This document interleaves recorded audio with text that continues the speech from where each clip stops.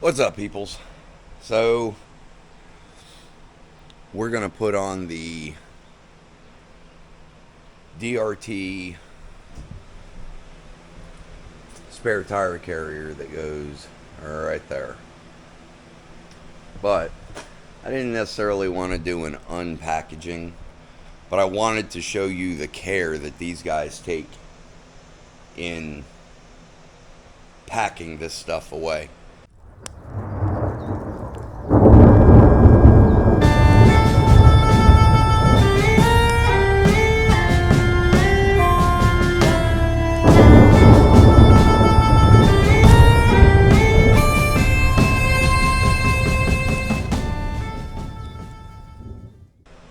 So,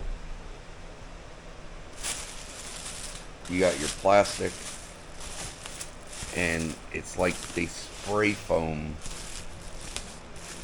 this stuff in here, and you've got to break it apart because it's wrapped around all the stuff and all the way down, and then wrapped in that black felt. So, just impressed with the way they pack things and the care that they take that things aren't going to get damaged in transit. So, I'm going to get this stuff unpacked and lay it all out, and we'll get to work. All right, so we got everything laid out. Something that I wanted to explain was that these do not come with directions. Neither the front bumper did or the spare tire carrier from DRT. Yesterday, when I installed the front bumper, be aware that so I had to go out and buy the lead, and I just went to Harbor Freight, picked up a Badlands one, and it fit perfectly. But it is designed for a synthetic rope, which it comes with a wire rope. I took the synthetic, just temporarily, took the synthetic off of my razor and put it on here. The reason you have to use a synthetic is because the Fairlead is designed for a synthetic rope, and the wire rope, this bend right here that goes through your hook, will not fit through this hole. So it was $20. It's better than 45. If you're into brand names and have to be all matchy, so be it. It works, and it only cost me $20 versus the 45 plus shipping from DRT. If you've got a stock cage, you will have to take off this cover that goes right there. I just pre-took it off to get to these two bolts right here. So there's 5 bolts on each one. So the other one is still in there. So there's 5 bolts in each one, and it's a number 5 hex. So you're going to have to take those covers off. Now, whether these covers are going to go back on or not, whether they're going to fit after I put the rail in, I'm not sure. So let's go look at everything. And I kind of laid it out as it's going to go in the machine, and how, that way you get a general idea. So this back bar back here, those 2 bolts on either end, that's where those are going. The eye bolts go in the middle. The bolts for those are in the packages right there. And then you have your gas struts. This attaches to the bottom of the inside the bed. That is where your, whatever these are called, sorry, brain fart, that's where those are going to go on the ends of the struts. And then these are your latches. They're actually going to get screwed in on the back sides here. These are the bolts for the lock back here, and this gets installed in the back of the bed, where it would be the back of the bed because towards the cab is the front. So this gets put in the back of the bed. I believe the only 2 bolts that you're going to, or 4 bolts that you're going to reuse are these. Everything else is supplied. So let's get to it. And the first thing that's got to come off are these. They just need to be loosened and rotated off to the side.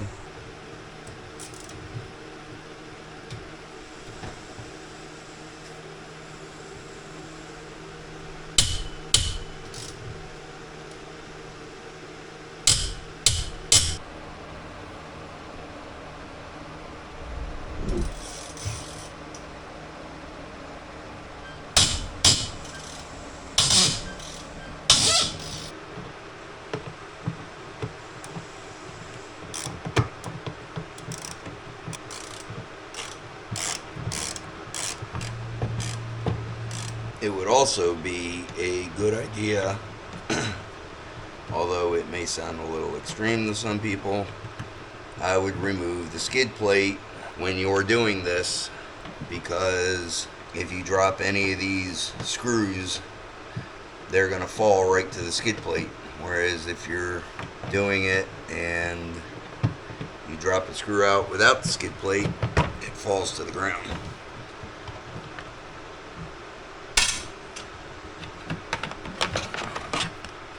Alright, so that's both of those plastic pieces out of the way. Next, we are going to remove these 2 screws here and that screw there. That is for the plate that your lock goes on. Also, you might need a pair of needle nose pliers. Some of these bolts, when they come out of the little tabs, they're not so easy to get out, and I've had to grab a couple of them with a set of pliers to just pull them out because it's stuck on the last thread or something. Oh, I think we got 2 more. 1, 2. Yes, indeed. So make that a total of 5. In this little bag, it should be marked M6. Little sticker on the front, but if it's not, it'll be the bag with these little spacers in here, and these little spacers are going to drop in the holes right here.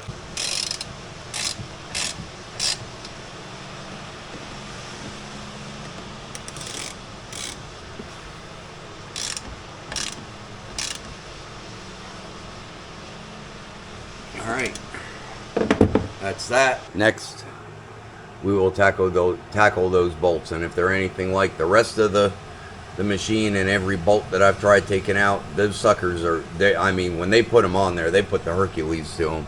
So this is what you're probably going to end up having to do, is take 2 wrenches. You're going to have to slide this one on here, and all you want to do is you just want to get them to move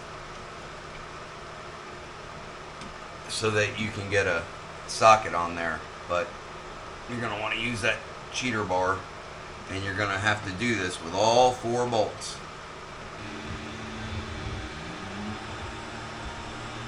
Grab your 18mm socket.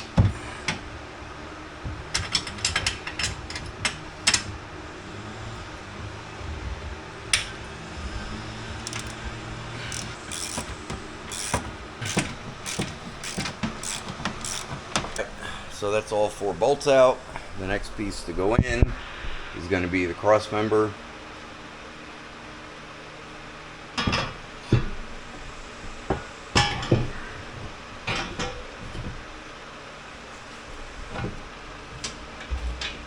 I'm not going to tighten them up just yet because there is a little bit of slop in how this bracket slides. So I want to be able to move it back and forth to align it with this. And if you're wondering why I'm not using Loctite on these, it's because they're nylon on the end, so they're locking anyway. So on the back side, this is where this piece is going to screw in, and these are your lock nuts for them. So we're going to run these all the way up. We're going to try and do this as even as possible. And I'm going to get it as flush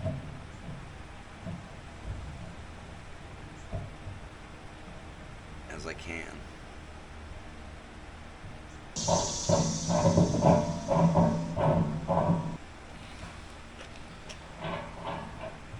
We're going to hand tighten those down. Now it's time to put it in the brackets where you're going to need your spacers and the nuts. Okay, so I know I didn't show it, but I got the whole thing in. I'll just explain how I put it in there. You'll figure it out. It's easy enough. So I just slid the little sleeves right here on each side. I just laid the whole thing in it. Now none of it's tightened down yet, but slid the whole thing in and set it down so that it lifts up. And then I checked my clearance down here at the bottom, and it's actually right at the forward edge. I mean, I could bring it back if I wanted to, but it closes tight. I'm happy with where it is. It's literally right at the almost flush right here.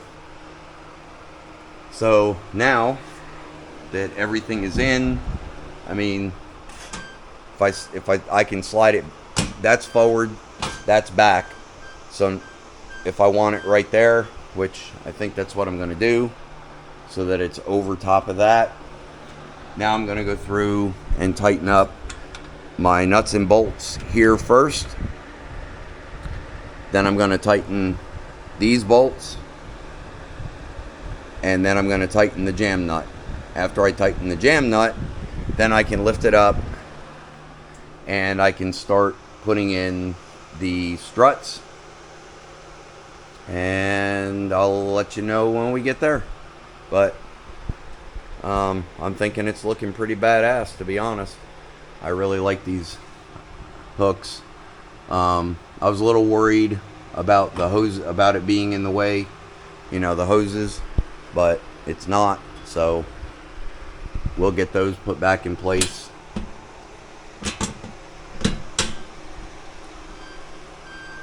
So, yep, coming along. Okay, so just to mention this jam nut is a 24 millimeter. So if you don't have one, you're gonna need one to tighten that down. So what I did is while it was all loose, I looked up underneath there as I closed it and saw that the latches on the inside were up against the front side of the lock. So what I did was I unlocked it, grabbed a hold of, or locked it, grabbed a hold of the handle and pulled straight back as hard as I could. And then I tightened everything up. Now, when I unlock it, and this thing is very heavy. Now when I lock it, if I just set it down and push, it's down. I watched the guy in the video from DRT when he did his, and he actually had to slam his down. I did not, because he tightened up all of these beforehand, on both sides. He tightened them up when he installed it. I left them loose for adjustable reasons, and I just pulled it back. The whole thing slid back, and I tightened everything down, and it's freaking perfect. I really like how this looks. Okay, so we're ready to put our struts in. found a piece of wood, holds it up high enough. You're going to notice that there's 4 of these total, but there's only 2 nuts. The nuts are actually going to go on the bottom side. These are a 13 millimeter, and the hole is right there, so we're just going to spin this in here.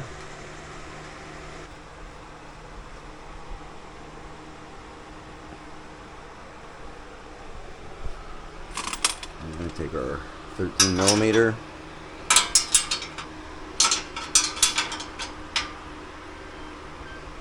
tighten those up.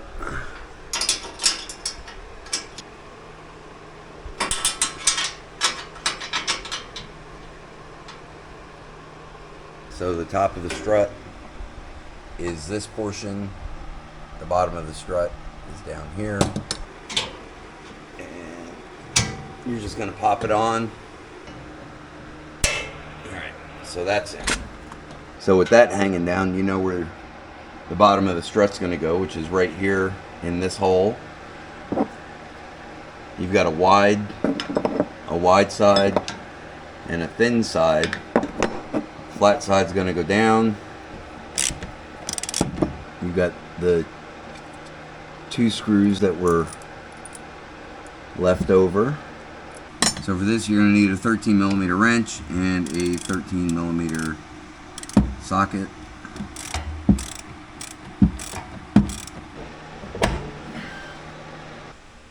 It's got plenty of tension on it, and you can hold on to it. It's not just going to fly up. So that's the install. That's it. That's all of it. Well, all except for reattaching those up.